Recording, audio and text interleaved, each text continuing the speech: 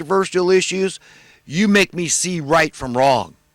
You take me out of Babylon, God, out of confusion, out of ignorance, out of delusion.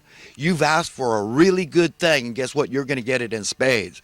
But for a lot of people, that's very traumatic, and they don't want to face it. You think I don't rub people the wrong way? You think I don't know it? You think I don't know a lot of people despise me for my belief system? You think I can relent? I can't. I know I'm right. I turned to God my whole life for as long as I remember to say I want the right opinion on stuff, because there seems to be a whole lot of controversy out there in the world about this thing we call money and how I ought to look at it, what my perception and my perspective ought to be. And we're all trained from a very early age to believe the only pragmatic, practical, common sense approach is to comply, conform, capitulate, to succeed, to make a lot of money, to be somebody, because you don't want to be a failure, do ya? So here's what you do. You make gobs of dough. You go get a good education and a good job. Don't worry about doing something you really want to do, because then you just be an artist on the beach in Hawaii. Okay? A loser. No. You do what we tell you to do. We tell you to do what's important. You serve us well. Although all these jobs, there's no rhyme or reason. Nothing makes sense. You think there's a shortage of athletes? You think that's why they get multi-million dollar contracts? You think there's a shortage of anchors out there, news anchors on the mainstream media? You think so? Think again. You think there's a shortage of comedians or rappers or Kardashian-like types, ilk? You think there's a shortage of these people? You think that's why they have all this money? Or Jeff Bezos types or Warren Buffett types out there? Is that why they really deserved it? They made all that money. Trump's? You think there's a shortage of these people? Or any other occupation where people are making gobs and gobs of dough? The actors you hear about? No. No, it's all bull. To say, oh, well, they're unskilled, they're a dime a dozen, they're uneducated, and they're worthy to be subjugated and marginalized, and they get no status. No, you minimum wage workers, you don't deserve nothing. You think we got here overnight? Long, gradual road we took, my friends, and it stinks, it sucks, it's foul. Okay, they've dragged us down a demonic rabbit hole toward hell a long way, and they want us to stay divided. That's what they've done. This whole federal minimum wage thing, this is such a big deal. You've got to understand. Now cities have to set their own minimum wage. How is that fair? How does that keep us cohesive? And what happened to the standard of living? All I'm saying is we should have had the conversation day one when the federal labor department came out and said, hey, markets are being manipulated here. There's groups of people that are colluding together to raise your cost of living. Yeah, and there's a certain incentive, a motivation to do that, because that money goes on their side of the ledger. So they make over and above what they debase the currency by raising your cost of living through inflation. You understand how this works? So they're watering down your money consistently, and the federal labor department's not in there every year and say, whoa, whoa, whoa, whoa, whoa. Just so the standard of living stays even, Steven, for the minimum wage workers, we got to do something, man. We got to give them a COLA, a cost of living adjustment. Duh. 100% wholly justified. No ifs, ands, or buts, right? We would all agree. Yeah, absolutely. But that's not the answer I'm trying to arrive at. I'm trying to get people to think here, have the conversation. Say what should have happened to our cost of living in the industrial age, being that it's in full bloom, when we find easier and easier methods to produce not only all the things we need, but all the things we want. What's supposed to happen to the worth of your money?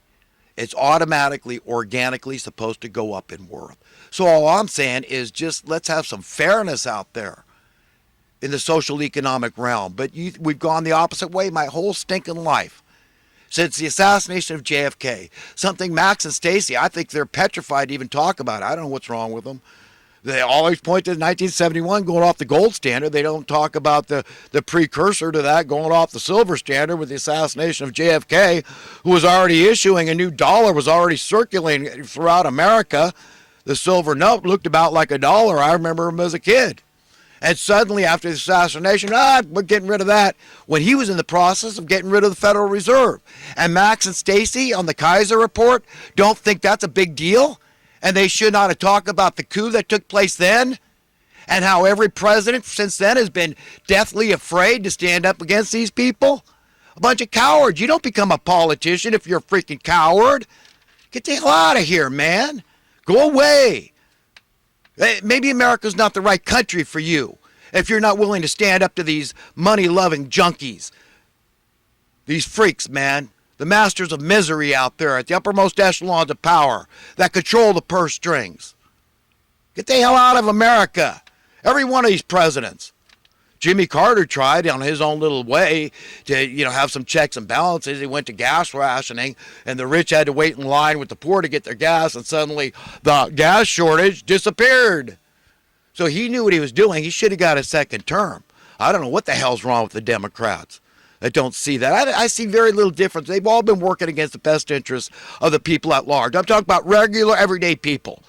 One solution is to put all these damn politicians, from your local mayor, city council, supervisors, to governors, legislators, senators, congresspeople, and the president, put them all on minimum wage. You get these jobs because you're looking after the interests of the people at large, not some of the people, not choosing favorites.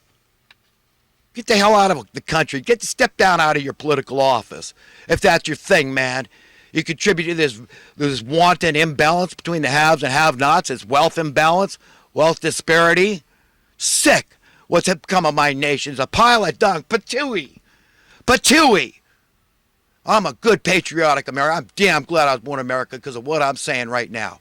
Free speech, First Amendment, Second Amendment, Third Amendment, Fourth Amendment, Fifth Amendment. Sick. I love this country. It's my beloved nation. And it's gone down the tubes, man, and we're in a lot of trouble.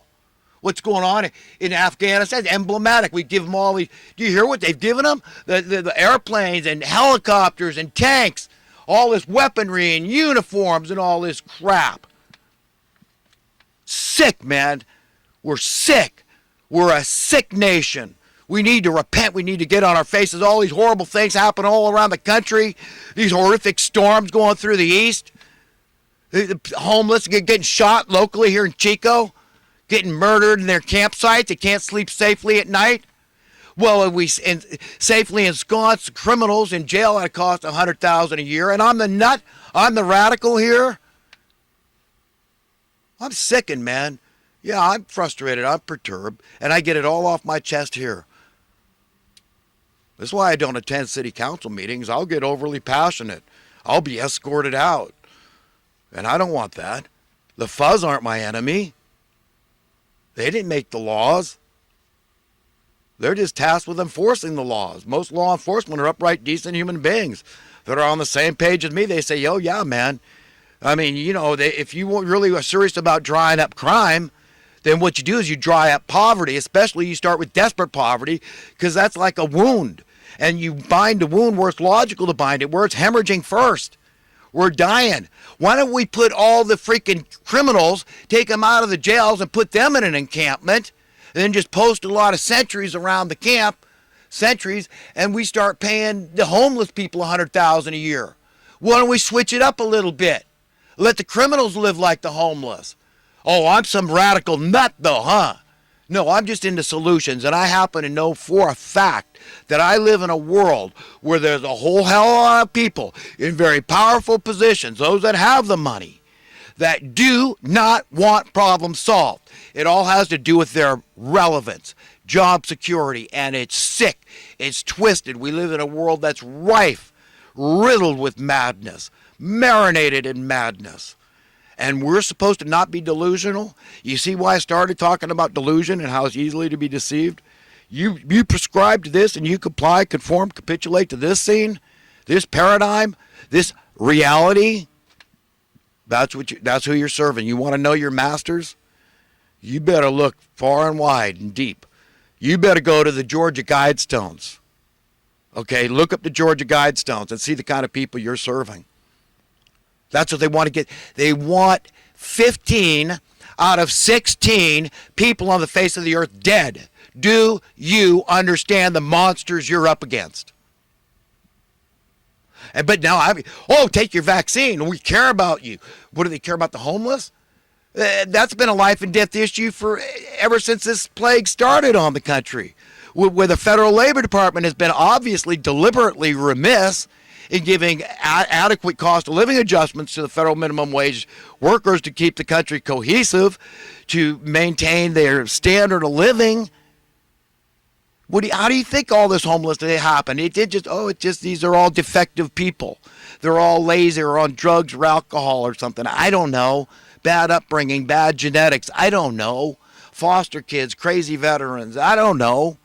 You understand? We make all kinds of rationalizations, sick. And we could be sick and twisted and evil in our minds, deluded, because it becomes a path of least resistance. It's like this Stockholm syndrome where people start to love their servitude. They've got kidnapped, they got abducted, and they got chained up and beaten until they started, okay, I get it now. I'll comply, I'll conform, I'll capitulate, I'll put my tail between my legs,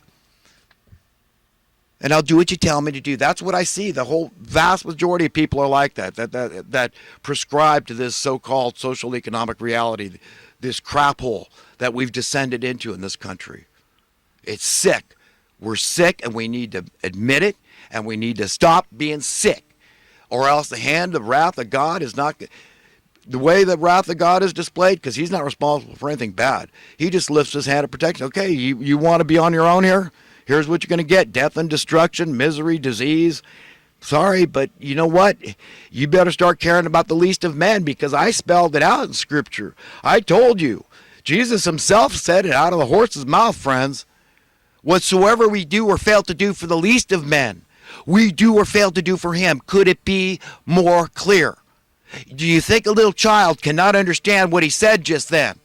And look how we're behaving.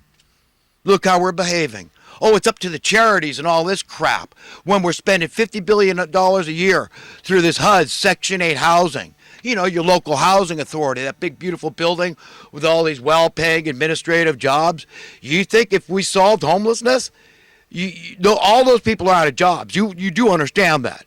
And if you ended crime because you ended desperate poverty, do you know how many well-paying jobs are involved in the judicial industrial complex? You think they want to see desperate poverty? It's that sick. I'm sorry. A lot of people are inadvertently evil.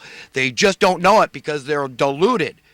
If they bought this lie and they prescribed to this current paradigm, which is completely diametrically opposite of the paradigm God would give us, that he wants for us, based on logic, just the best set of parents you could ever imagine. That's who God is. What does he want for you? It's no secret. It's no mystery. It's not hidden. It's as clear as the light of day. Just be honest. You'll see the same things I'm seeing. And it's traumatic. I mean, if you've been living a life of debauchery and just imbibing in the ways of this worldliness and the whole money thing and defining that as success, not the way God says, that go out, win me friends. That's success. If you win him one friend, you're not gonna lose your reward, friends. Do you understand? He owns you, rightfully owns you. Nobody else does. You don't own yourself. Unless you can stay alive in perpetuity, keep yourself alive. Can you do that? So many people have tried. Cryogenic freezing, all this crap. I think Timothy Leary shot himself out into space for some God knows what reason. Who knows what? I mean, it's just we're nuts. If without God, you're going to be nuts. It's organic. It's just, you should not even know that you're naked. And that's a huge departure, that alone. But no other creature has that burden, just like no other creature has the burden of a cost of living. They say, I go and I take what I need, and nobody calls it stealing. Why isn't that our reality? We're all without excuse. We're all culpable to some degree, including myself. Because we're going to get it through osmosis. You think you're going to be able to divorce yourself from other people's suffering? When God created a failsafe in you called your conscience, it's linked to your soul, your very soul, your destiny in the hereafter. Where are we going from here? Is decided on right values, man. Are you in line and lockstep with God, and on the same page, seeing through God's point of view and just saying, I'm just being honest and logical and reasonable and intellectual here, and Yeah, I get the distinction here. Wow. Wow, that's what we all need to do. That's like being born again. When you get it. I mean, that baptism, man, we're being refined. Okay, like silver is, and the dross has to come out of us. The BS has to come out. Okay? So I'm on